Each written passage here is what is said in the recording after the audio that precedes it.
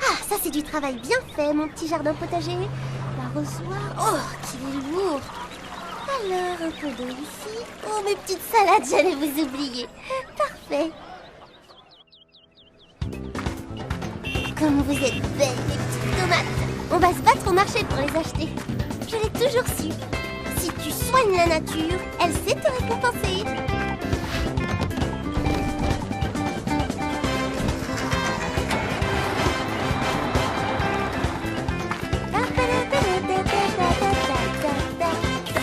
Mais je rêve! C'est pas possible! Booba! Que fais-tu? Rien, pourquoi tu cries? C'est pas ton arbre. Mais Booba, c'est ton arbre! Et c'est aussi le mien! Qu'est-ce que tu racontes? J'habite à 10 mètres d'ici, et ce n'est ni ton arbre, ni le mien.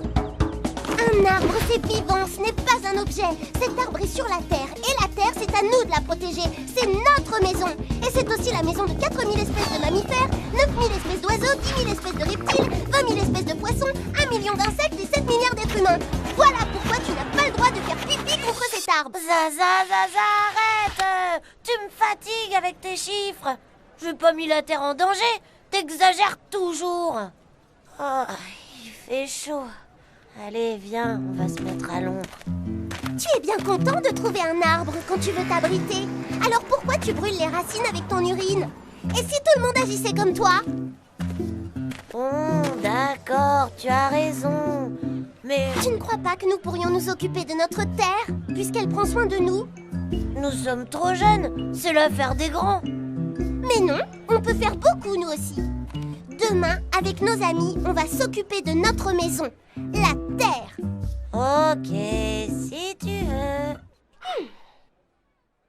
On va faire 3 groupes et on va vérifier l'eau, les lumières et les ordures. Les petits, vous serez le groupe des fourmis et vous regarderez par terre tout ce qui ne va pas. Les grands, vous serez le groupe des oiseaux et vous regarderez vers le haut. Mon groupe, celui des antilopes, va s'occuper de tout ce qui se trouve à notre hauteur. Ah, si j'étais une fourmi, je resterais collée sur ce chewing-gum. Super, sans toi, il serait resté là au moins 5 ans. Si j'étais une fourmi, tu serais déjà asphyxiée par cette peinture et son odeur. Et moi, si j'étais une fourmi, Tu serais déjà noyée. Regarde, le robinet de la cour fuit. Il faut demander à notre maîtresse de le faire réparer. Il ne faut jamais laisser l'eau couler pour rien. c'est vrai, je n'ai jamais vérifié si je fermais bien les robinets à l'école. Mais Zaza, il y aura toujours de l'eau, avec les mers, les rivières, Mais non, les hommes déversent n'importe quoi dedans. L'eau, c'est joli, c'est léger, ça coule, ça bouge, ça change de couleur. Mais les hommes la maltraitent. Ils y jettent les eaux usées, des liquides toxiques provenant des usines, toutes sortes de choses. C'est très difficile de lutter contre cette pollution, car tout ce qui est au fond de l'eau, dilué dans l'eau, est souvent invisible. Oh, toute cette fumée! Tu crois qu'il y a un incendie derrière les murs ou quoi? Mais non, ce sont les fumées des voitures. C'est pour ça qu'il vaut mieux aller à l'école à pied. Et mon vélo? Je n'ai pas le droit de le prendre alors? Bien sûr que si. Tu ne mets pas d'essence dans ton vélo.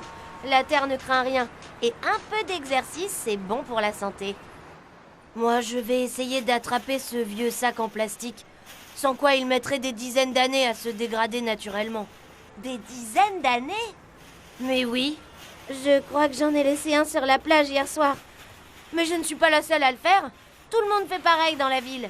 Alors laissons la ville devenir un grand sac poubelle. Tu as raison. À nous de jouer, les antilopes. Booba, va éteindre les lumières dans les 3 classes. Je ne pense pas que les tables aient besoin d'être allumées pendant la récréation. Et toi, que fais-tu derrière le tonneau? Des bêtises, bien sûr. Avec ces allumettes à la main, tu pourrais mettre le feu à toute l'école. Moi, j'ai ramassé tout ça. Les enfants, approchez, approchez. J'ai vu une dizaine d'élèves prendre soin de la cour de récréation et je les en félicite. Zaza, viens hisser les couleurs, tu as bien mérité cet honneur. Et demain, nous allons faire toute une journée environnement. Apporter à l'école tout ce qui, à votre avis, ne sert à rien. Et nous allons faire le tri ensemble. Voilà, maîtresse. Et hop, voilà. Je n'ai trouvé que des vieilles épluchures de fruits et de légumes. C'est parfait, Pascal. Nous allons les déposer ici pour nourrir la terre. Ensuite, nous allons créer notre propre jardin potager. Ouais, un jardin potager. Super.